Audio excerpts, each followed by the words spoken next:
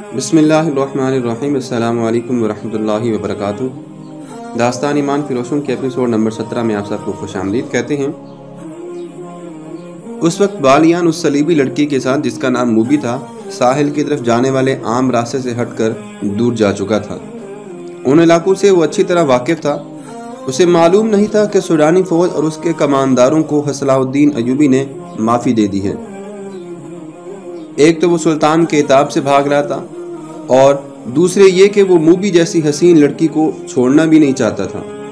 وہ سمجھتا تھا کہ دنیا کی حسین لڑکیاں صرف مصر اور سوڈان میں ہی ہیں، مگر اٹلی کی اس لڑکی کے حسن اور دلکشی نے اسے اندھا کر دیا تھا۔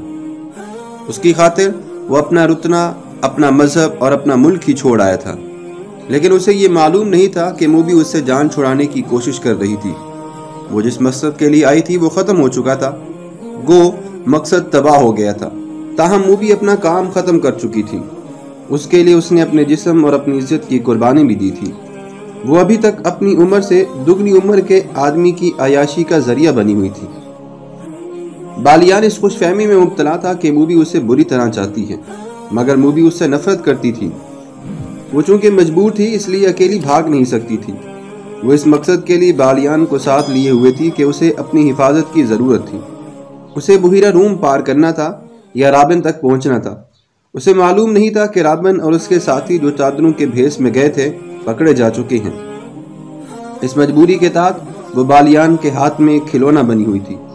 وہ کئی بار اسے کہہ چکی تھی کہ تیز چلو اور پڑاؤ کم کر دو ورنہ پکڑے جائیں گے، لیکن بالیان جہاں اچھی جگہ دیکھتا وہیں رک جاتا۔ اس نے شراب کا ذخیرہ بہت زیادہ اپنے ساتھ رکھ لیا تھا۔ ایک رات موبی نے ایک ترکیب سوچی۔ اس نے بالیان کو اتنی زیادہ پلا دی کہ وہ بے سدھ ہو گیا۔ ان کے ساتھ جو 7 محافظ تھے وہ کچھ دیر دور چلے گئے۔ موبی نے دیکھا تھا کہ ان میں سے ایک ایسا بھی ہے جو جوان ہے اور سب پر چھایا رہتا ہے۔ بالیان زیادہ تر اسی کے ساتھ ہر بات کیا کرتا تھا۔ موبی نے اسے جگایا اور تھوڑی دور لے گئی اور اسے کہا، تم اچھی طرح جانتے ہو کہ میں کون ہوں، کہاں سے آئی ہوں اور یہاں کیوں آئی تھی۔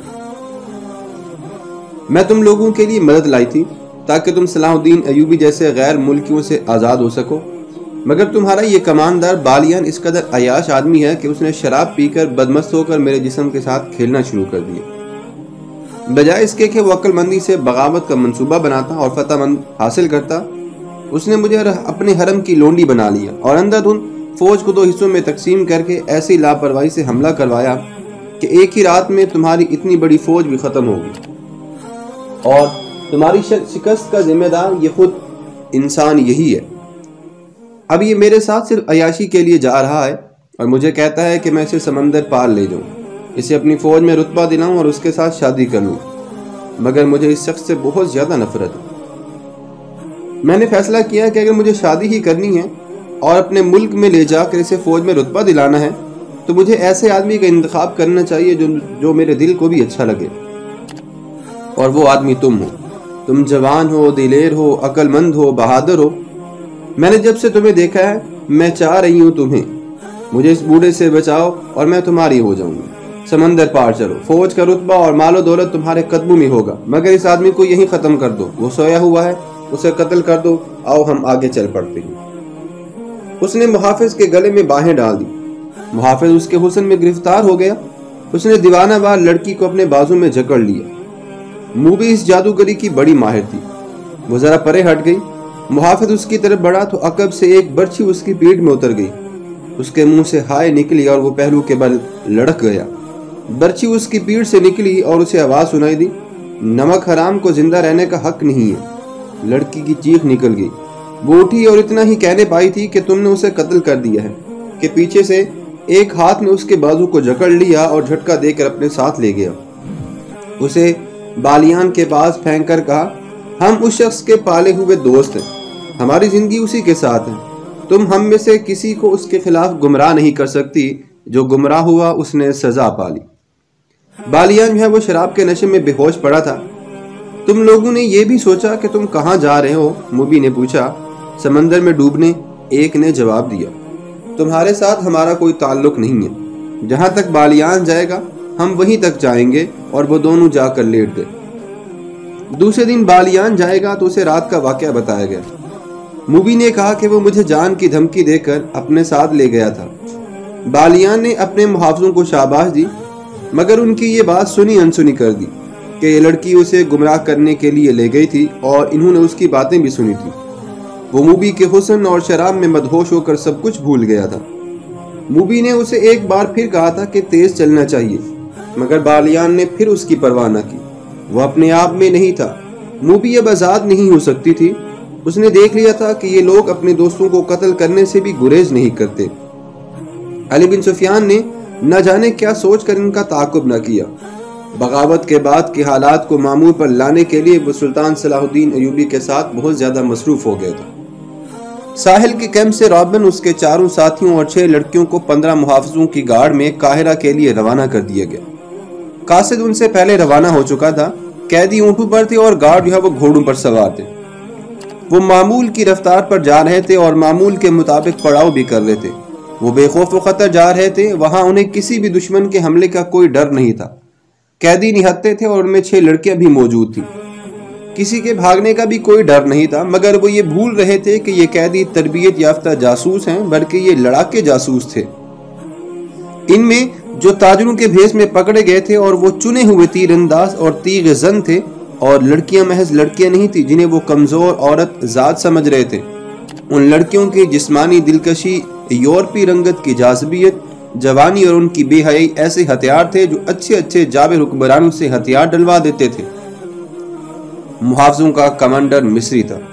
اس نے دیکھا کہ ان 6 میں سے ایک لڑکی اس کی طرف دیکھتی رہتی ہے، اور جب وہ اسے دیکھتا ہے تو لڑکی کے ہونٹوں پر مسکراہٹ آ جاتی ہے۔ یہ مسکراہٹ اس مصری کو موم کر رہی تھی۔ شام کے وقت انہوں نے پہلا پڑاؤ کیا تو سب کو کھانا کھلایا گیا۔ اس لڑکی نے کھانا نہ کھایا۔ کمانڈر کو بتایا گیا تو اس نے لڑکی کے ساتھ بات کی۔ لڑکی اس کی زبان بولتی اور سمجھتی بھی تھی۔ لڑکی کے آنسو نکل آئے۔ اس نے کہا کہ وہ اس کے ساتھ علیحدگی میں بات کرنا چاہتی ہے۔ رات کو جب سب سو گئے تو کمانڈر اٹھا۔ اس نے لڑکی کو جگایا اور الگ لے گیا۔ لڑکی نے اسے بتایا کہ وہ ایک مظلوم لڑکی ہے۔ اسے فوجیوں نے ایک گھر سے اغوا کیا اور اسے اپنے ساتھ رکھا۔ پھر اسے جہاز میں اپنے ساتھ لائے، جہاں وہ ایک افسر کی داشتہ بنی رہی۔ دوسری لڑکیوں کے متعلق اس نے بتایا کہ ان کے ساتھ اس کی ملاقات جہاز میں ہوئی تھی۔ انہیں بھی اغوا کر کے لایا گیا تھا کہ اچانک جہازوں پر آگ برسنے لگی اور جہاز جلنے لگے۔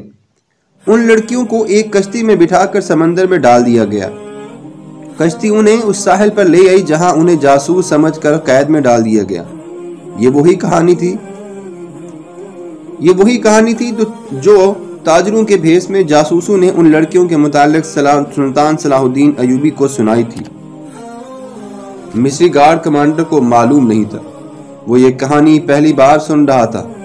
اسے تو حکم ملا تھا کہ یہ خطرناک جاسوس ہیں، انہیں قاہرہ لے کے جا کر سلطان کے خفیہ محکمے کے حوالے کرنا ہے۔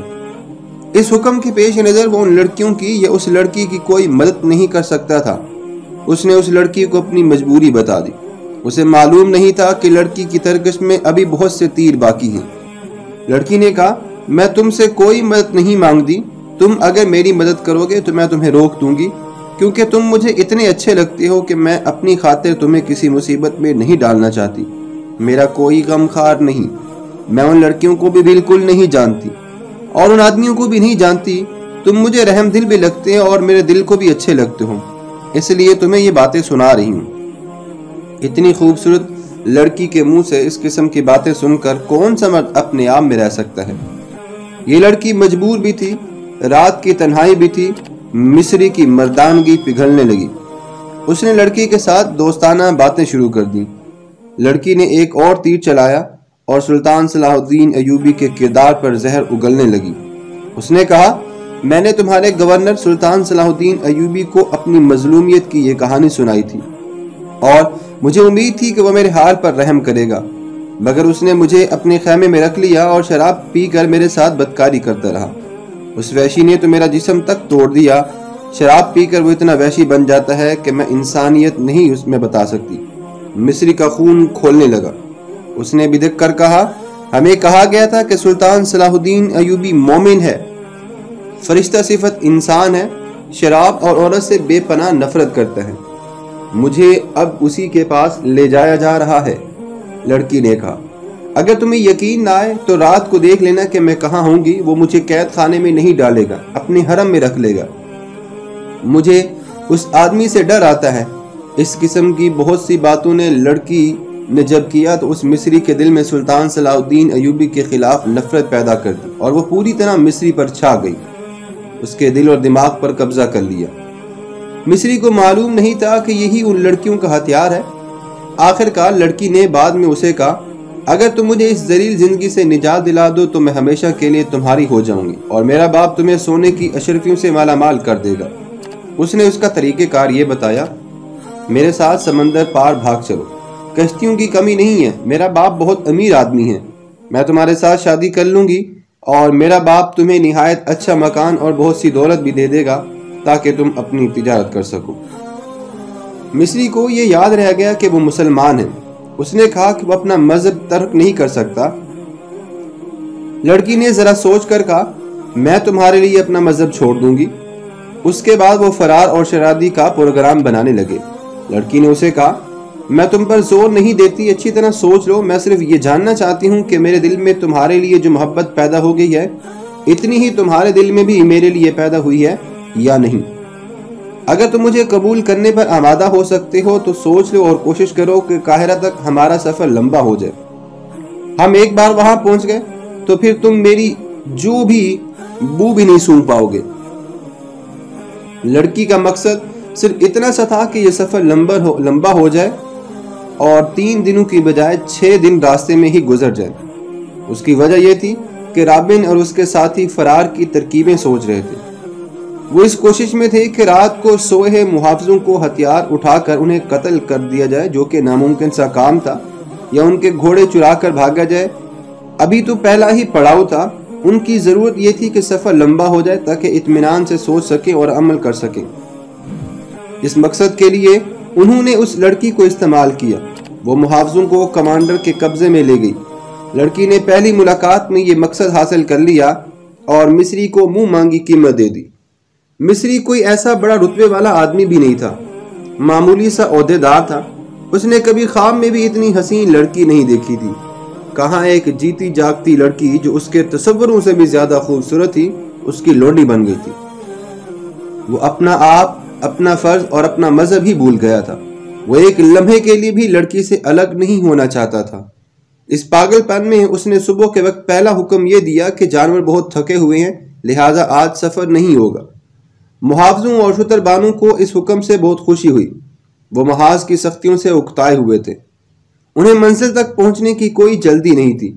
وہ دن بھر آرام کرتے رہے، گپ شپ لگاتے رہے اور ان کا کمانڈر اس لڑکی کے پاس بیٹھا بدمست ہوتا رہا۔ دن گزر گیا اور رات آئی، اور جب سب سو گئے تو مصری لڑکی کو ساتھ لیے وہ دور چلا گیا۔ لڑکی نے اسے آسمان پر پہنچا دیا۔ صبح جب یہ قافلہ چلنے لگا تو مصری کمانڈر نے راستہ بدل دیا۔ اپنے دستے سے اس نے کہا کہ اس طرف اگلے پڑاؤ کے لیے بہت خوبصورت جگہ ہے، قریب ایک گاؤں بھی ہے اور جہاں مرغیاں اور انڈے بھی مل جائیں گے۔ اس کا دستہ اس پر خوش ہوا کہ کمانڈر انہیں عیش کرا رہا ہے۔ البتہ اس دستے میں 2 عسکری ایسے بھی موجود تھے جو کمانڈر کی ان حرکتوں سے خوش نہیں تھے۔ انہوں نے کہا کہ ہمارے پاس بہت خطرناک قیدی ہیں اور یہ سب جاسوس ہیں، انہیں بہت جلدی حکومت کے حوالے کر دینا چاہیے۔ بلا وجہ سفر لمبا کرنا ٹھیک نہیں ہے۔ مصری نے انہیں یہ کہہ کر چپ کروا دیا کہ یہ میری ذمہ داری ہے کہ جلدی پہنچوں یا دیر سے، جواب طلبی ہوگی تو مجھ سے ہوگی، اور وہ دونوں خاموش ہو گئے۔ لیکن وہ الگ جا کر آپس میں پھر خسر پھسر کرتے رہے۔